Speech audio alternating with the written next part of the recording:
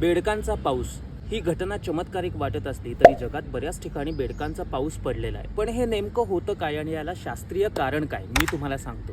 बेडकांचा पाऊस अत्यंत दुर्मिळ घटना आहे. होतं काय, बऱ्याच वेळेला पाण्याच्या पृष्ठभागावरती चक्रीवादळ तयार होतं आणि या हवेच्या प्रेशरमुळं पाण्याच्या पृष्ठभागावरती असणारे काही जीव या चक्रीवादळासोबत हवेमध्ये जातात. तापमानातील बदलांमुळे हे चक्रीवादळ थांबतं आणि मग हे जीव जमिनीवरती पडतात.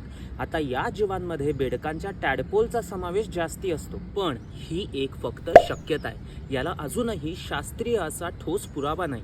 बऱ्याचदा खाली पडणाऱ्या टॅडपोल्स या एकाच प्रजातीच्या असतात.